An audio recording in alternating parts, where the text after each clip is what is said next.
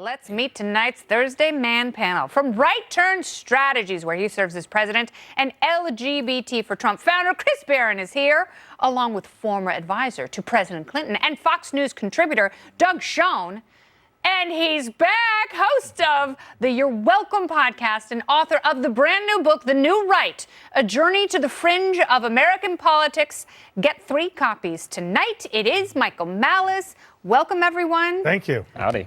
So let's talk about this a little bit, because very serious allegations that the president was offering some illegal favor or trade with the president of Ukraine. What do you think of the story so far based on what we know? The story so far is someone said something. Are they upset that he didn't press 9 to dial out of the White House first? We have absolutely no information about what this call is supposedly about. And I find it very disturbing that the New York Times, which is failing badly, is much more interested in learning about Brett Kavanaugh and President Trump based on very little than about Jeffrey Epstein. Remember him? Yes. That's completely gone down the memory hole. So I would think that, the thing conservatives get wrong is when a paper like this gets egg on their face, that they think, oh, they're going to learn from their mistakes and be more cautious the next time. That's been 48 hours. And already they've got the knives out for Trump based on very, very little information. All right. So, Doug, do you share Michael Malice's skepticism that we don't know enough yet to jump to conclusions, or is this the golden ticket we've been waiting for on the impeachment express? Well, here's what we do know with absolute and total certainty, that we know nothing. I mean, I can... It's like Socratic wisdom. We know that we know nothing. Right. Well said. Correct. And I am a proud graduate of the Harvard Law School, where the Socratic method was used all the time, and with the Chief Justice as a classmate and section mate. But that being said, the allegations potentially concern military aid to Ukraine, the issue of what Rudy Giuliani was doing on his visits to Ukraine, where he, as he has said, was trying to get investigation in Ukraine of the activities of Joe and Hunter Biden. And the Ukraine it's such a magnetic cesspool for American politicians. So odd. Don't say the Ukraine, say Ukraine. Did I say the Ukraine? Yeah, I was born there. Yeah. But I just want to Ukraine. Yeah. There's no definite article. I just want to underscore that I am engaging in rank speculation. I've read every paper, and the reporters don't seem to know anything either. Yeah, then why is our hair on fire? Because this is what the mainstream media does. They light their hair on fire. You mean the lamestream media? I mean the corporate press. There you go, Phil. Yeah. No, I mean, look, this would be one of those times where I would love to actually have some faith in the mainstream media. This would be one of those times I would like to have faith in whistleblowers. Right, like I think that's very important. The idea that this allegation was made, I'd like to believe that the media is actually interested in getting to the bottom of this. Could this be problematic? Yes, of course it could be problematic. Could it be complete and total BS? It's actually much more likely it's just complete and total BS, because we have no faith in the mainstream media. There is no faith in the Washington Post and New York Times. And the reason is because they run on these poorly sourced stories. They push them out there and act like it's the end of times, end of days. And then it turns out, it's interesting, because I think the reaction is to run with something half-cocked, because A, the cycle is so fast, and B, if you actually waste precious time doing boring, dumb old journalism, you're going to miss the clicks. Let's also forget that this president is a blowhard. So he promised us we'd be sick of winning, and I'm not sick of winning yet. So there's lots of things. Not even close, not by a long shot. Right, so there's lots of things you can say on the phone that is just complete hot air, which is very common for all politicians. And there is one big issue, which is the one that I think Adam Schiff was raising. There is an obligation when this type of situation develops for the Inspector General and the DNI to inform Congress. Okay, but here's the problem, though. The Inspector General and the DNI have 2 different interpretations of the same information. Right. So I don't think the DNI is necessarily in the bag for the president. I didn't say that anybody's in the bag for anybody. The DNI is saying this doesn't reach the threshold of urgency that the By the way, it's like wall to wall on CNN and MSNBC, and we've been talking about this. And so far, what I've established is that none of us know anything. That's no one actually knows anything. Yeah. So why don't people just wait and find out what the actual details here are before they light themselves on fire? He might have had 3 scoops of ice cream. This is headline news. You're right, exactly. Or he stole some pancakes. Well, if it were John Kasich, he would have eaten them with his hands. Oh, absolutely. That is so gross. The Man Panel returns in just a moment. First up in his country. But should anyone ever take this virtue signaling phony seriously in light of the current fiasco? The Man Panel has returned. Chris Barron, Doug Schoen, and Michael Malice. So, Chris, let us begin, because he is such a hypocrite, and he reminds me of Beto O'Rourke. Oh, except even worse. And let me tell you a little story. I love a yarn, so go ahead and spin away. I went to college in North Carolina. There was a costume party. I had a friend of mine who's from Bahrain. She said, I've got some traditional Arab garb that I can lend you if you want to go. I said, yeah, I'd love that. So do you know what I didn't do? I never thought, what would be the real finishing touch here? The real, cherry on top of the sundae? A little blackface. And guess what? It's all about the details. I wasn't the Ask Ted Danson. I wasn't the son of the Prime Minister of Canada. I didn't grow up with a whole lot of money. I didn't go to private schools. I was a dumb rural kid who went to school in North Carolina, and I knew that going in blackface was ridiculous and stupid. Doug Schoen, does he resign?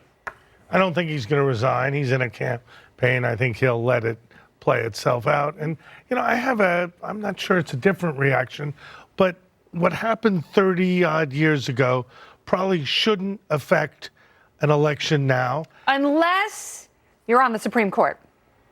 Well, he's not on this. No, I'm joking, because the entire liberal position has been whatever Brett Kavanaugh did, whenever he did it, is fair game. And even if he was 18. But to me, there is a difference between multiple alleged sexual assaults that may or may not have occurred and a clear incidence of putting on blackface that did occur, that to me has nothing to do with what he's doing. Now, that being said, given that it's race, I couldn't disagree more. And by the way, if I could finish, Trudeau has known for a month that these pictures were out there and that they were going to come to light, and he has sat on them and waited. That's a tactical mistake. But what I would have done is I would have said this was wrong. It was abhorrent. I was young, foolish, and stupid. I was young, dumb, and full of idealism. No, stupidity. Real stupidity. All I'm hearing is don't invite Chris Barron to your costume party, because he's going to bore the heck out of everybody. Listen, can we take it seriously if a Canadian apologizes about anything? No. And here's the other thing. He said earlier, he goes, I didn't talk about this when I was being vetted because I didn't remember. And then later he goes, I don't know how many pictures are out there. If you do it once, it's a mistake. It's a costume party. Latin. Twice, whatever. Third time, it's a hobby. Yeah. Now it's your side. Sounds like a job. No, you've got a fetish, and he's the Rachel Dolezal of Canada. And there's a big difference between going as Aladdin and going full Al Jolson, which he did in one of these other things. Al Jolson. And I'm just he did a I get it. I get it. And he did the Banana Boat song, specifically. I'm just really. Yes, literally. That's not a costume party. Yeah. And I'm just surprised that of all people, Elizabeth Warren hasn't spoken out on this issue, because I think this isn't her TV. This is her chief issue. Yeah. By the way, it is amazing. I missed you so much. Okay, please. It's amazing to me, though, the number of conservatives I see saying, it's not such a big deal. We should let it go. And the number of liberals who are actually the ones who are doing blackface. I don't know any scandal involving a prominent conservative who's been busted doing blackface. It is all of these virtue signaling social justice warriors. Yes. I might cut Justin Trudeau a little bit of slack if he wasn't the same person who went out on air and said that to the CBC last year, he said that there was no context for which you could explain people's bad decisions in the past, and that he had always been a very, very, very thoughtful person. Oh, so except thoughtful. when I did blackface all those times. I think by law now he's governor of Virginia. Oh, yeah. I haven't checked the Commonwealth Constitution. No, but you're absolutely right. He's first. Yeah. Yeah, because if you are an alleged rapist, or if you also have worn Virginian blackface, the Canadian the part that got me is the fact that he's in some way explaining and excusing it, or engaging in self-flagellation because of white privilege. White privilege, yeah, come on. I mean, come on. Yeah. It's You also said this. You also said this was it's a teachable moment. Unfortunately, wait. You know what we need right now? Terrence and Phillip. That's what we need. Can I finish? Yes. That's what he's talking about with this term. Can I finish? Yes. Okay, I finished. More with the Man Panel next. The Man Panel is back to discuss Chris Barron, Doug Schoen, and Michael Malice. So, Doug, let's discuss this because Democrats aren't really truly satisfied with any of their candidates. And no one person is as transformational as Bill Clinton or Barack Obama. So is Hillary going to come in at the last minute and save the day at a brokered convention? She sure would like to. Yeah, right. And I think... Is that what you're hearing? Well, A, it's what I'm hearing, but B, if you're a rational gambler and you can get 20-to-1 odds on the last candidate and you've got 23 Democrats running now and a 15% threshold rule for allocation of delegates, not a bad bet. I think I may place a little money myself. Bill de Blasio has 200-to-1 odds. I wouldn't bet on him ever. Yeah, no, I agree completely. New Yorkers hate the mayor of New York. So is this a dream come true, the idea that she rides in on her pink unicorn? And you know, it's a broom. Her and Elizabeth Warren, they're one short of a coven. Listen, you're not going to make a mummy movie without making it the whole trilogy, right? Yeah. And the scenario is very easy. Biden gets the delegates. Yeah. Something happens. He starts wearing his pants on his head, which he's about 1 week away from.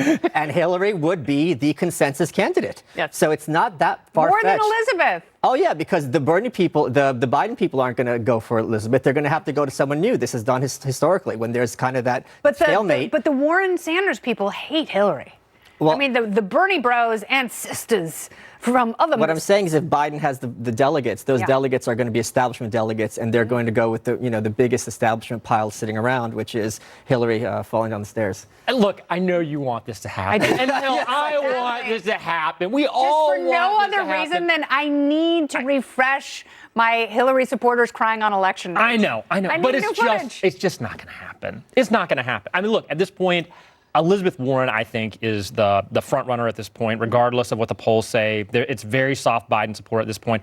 I can't stand Elizabeth Warren. I think she has been an incredibly effective debater. I think she's been effective out on the campaign trail. I can't believe people actually want to stand in line for 4 hours to get their selfie taken with her. That's horrifying. But the fact is, she is actually generating some enthusiasm around her campaign. Yeah. And I at this point, I don't see a way. You know what I like about Elizabeth Warren? She does homework, which I have respect for. But also, she doesn't play the poor me card like Hillary did. Like, I'm with her.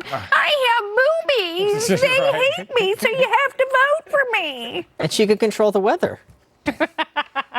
Elizabeth Warren? Yeah, you put some music on, and all of a sudden it's raining. And it'll be our first native-born president. Yeah. It's true. Our first, okay. By the way, it's going to be you're going to forget all about Hillary. Do you see that self-edit? Yeah, I know. I'm glad you. I saw it. But after a few months of the general election matchup between Trump and Elizabeth Warren, Hillary's going to be old news. Yeah. Elizabeth Warren's going to be so fun. Do you know what's going to happen though, which is awesome. So sad? Elizabeth Warren will be the nominee. She'll lose, and she'll be standing over this giant pile of trash that is the Democrat Party, and you'll just see one tear. When is Hillary Clinton not old news? I mean, Hillary can't wait for Elizabeth Warren to lose so she can blame everybody. Conspiracy. All right, thanks, panel. So nice to see you again, Michael Malice, Doug Schoen. Pleasure. Great work as always, and Thank Chris you. Barron, beautifully done. All right, the 2020 fun, it doesn't stop there. As you know,